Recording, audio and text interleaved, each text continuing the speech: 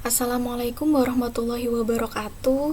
Perkenalkan, nama saya Vivi Chandrik Febriana dari kelas keuangan 2020B dengan nomor NIM akhir 083. Di sini saya akan sedikit menjelaskan terkait pengelolaan kekayaan dengan konsep Zapfin. Pengelolaan kekayaan menurut Yarman tahun 2008 itu mendefinisikan bahwa pengelolaan kekayaan itu sebagai perencanaan kegiatan investasi berdasarkan tujuan keuangan dan kriteria masing-masing individu. Nah, perencanaan investasi itu meliputi pengelolaan hutang, pengembangan aset secara efektif, melindungi kekayaan melalui perencanaan pajak, trust, manajemen risiko, serta pengalokasian kekayaan berdasarkan perencanaan pajak. Nah, di sini bisa saya simpulkan bahwa pengelolaan kekayaan itu sangatlah penting bagi kehidupan manusia dalam hal merencanakan keuangan yang baik dan benar. Akan tetapi, dalam mengelola keuangan atau pendapatan itu terkadang menjadi hal yang sulit dilakukan oleh beberapa orang, terutama bagi mahasiswa. Mungkin sebagian orang itu berpikir bahwa hanya pendapatan besarlah yang bisa dikelola keuangannya dengan baik. Padahal, seberapa besar pendapatan kita itu bisa dialokasikan dengan baik dan benar sesuai dengan kebutuhan diri kita. Nah, bagaimana sih caranya untuk kita bisa mengalokasikan keuangan kita dengan baik dan benar? Nah, di sini kalian bisa menggunakan pengelolaan keuangan dengan konsep Zapfin. Zapfin di sini adalah pembagian alokasi keuangan untuk pos-pos ini, diantaranya ada zakat, sedekah atau sosial, kemudian ada asuransi, ada present konsumsi, ada future spending, dan terakhir ada investasi. Yang pertama di sini ada zakat. Zakat adalah harta yang wajib dikeluarkan sesuai dengan syarat yang ditetapkan. Nah, yang namanya zakat kalau wajib itu pastinya harus dialokasikan setiap bulan. Sama halnya dengan kegiatan lain, yaitu berupa bantuan, sumbangan, sedekah, infak, atau yang lainnya. Nah, tujuan dari zakat ini sendiri yaitu untuk menyucikan harta dan berbagi terhadap orang yang membutuhkan. Nah, untuk pos zakat ini kalian bisa alokasikan kira-kira sebesar 5% dari penghasilan bulanan. Misalnya pendapatan kita itu 500.000 per bulan gitu. Nah, 500.000 ini bisa kalian kalikan 5%, maka setiap bulannya bisa mengalokasikan sekitar 25.000 untuk pos zakat ini. Berikutnya ada asuransi. Asuransi di sini bisa dibagi menjadi dua, yaitu dana darurat dan premi asuransi.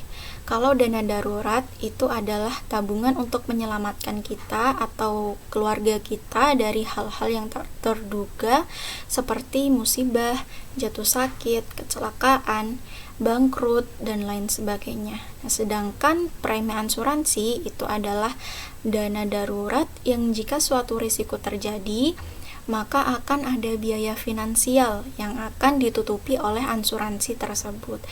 Nah, asuransi ini ada beberapa macam, diantaranya ada asuransi jiwa, asuransi kesehatan, asuransi pendidikan, asuransi kecelakaan diri, dan asuransi kendaraan.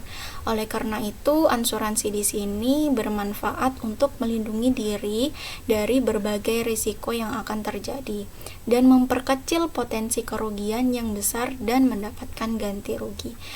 Nah, untuk alokasi asuransi ini, untuk dana daruratnya itu sekitar 5% dan 5%-nya lagi untuk premi asuransi. Akan tetapi ini bisa digarisbawahi bahwa dana tersebut bisa digabung jadi satu menyesuaikan dengan pendapatan kita masing-masing. Misalnya pendapatan kita per bulannya itu 500.000. Nah, itu dikali 5%, maka setiap bulannya bisa mengalokasikan sekitar 25.000 untuk pos asuransi ini. Kemudian di pos ketiga ini ada present konsumsi atau biaya rutin hidup bulanan. Present konsumsi ini adalah kegiatan menyisihkan dana untuk kebutuhan hidup seperti bayar sewa atau cicilan ya. Kemudian bayar makan dan minum, biaya transportasi, utang, dan lain-lain. Nah, di sini kita harus mampu nih mengatur keuangan keseharian kita agar tidak tergoda untuk melakukan pinjaman atau bahkan berhutang. Selain itu, kita harus bisa mengontrol diri kita untuk tidak membeli kebutuhan sekunder yang sebenarnya kurang penting seperti itu. Nah, di pos present konsumsi ini kalian bisa alokasikan maksimal 60% dari pendapatan per bulan. Misalnya pendapatan kita 500.000 per bulan, itu dikali 60%, maka setiap bulannya bisa mengalokasikan sekitar 300.000 untuk pos ketiga ini. Berikutnya ada pos future spending atau tabungan. Nah, di pos ini biasanya kita bilang saving untuk keperluan di masa mendatang. Nah, sifatnya tabungan ini untuk beberapa tahun ke depannya. Contohnya nih seperti misal saya pengen ganti HP Android ke HP iPhone, maka saya harus menabung untuk bisa membeli HP tersebut, seperti itu. Nah, untuk alokasinya sendiri, future spending ini cukup sekitar 15% dari pendapatan per bulan. Misalnya sama seperti sebelumnya, jika pendapatan kita 500.000, maka dikalikan 15%, didapatlah 75.000 untuk tabungan future spending ini. Dan yang terakhir di sini ada pos investasi. Nah, pos ini itu harta yang kita sisihkan dengan tujuan mendapat nilai lebih di masa mendatang. Keperluan ini itu sebagai sarana untuk memenuhi kebutuhan saat usia kita udah tidak produktif lagi ya. Nah, di sini terkadang beberapa orang itu masih bingung juga apa sih perbedaan investasi dan menabung. Nah, kalau menabung itu simpelnya kita menabung uang untuk keperluan jangka pendek.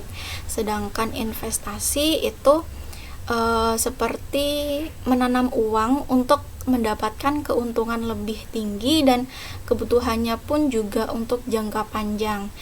Untuk alokasinya sendiri itu bisa sekitar 10% dari pendapatan per bulan kita. Misalnya pendapatan kita 500.000, itu dikalikan 10%, maka didapat 50.000 untuk tabungan investasi ini. Jadi itu tadi pengelolaan kekayaan dengan konsep Zapfin, dari mulai pos pertama tadi zakat, kemudian asuransi, terus present konsumsi, ada future spending juga, dan terakhir ada investasi.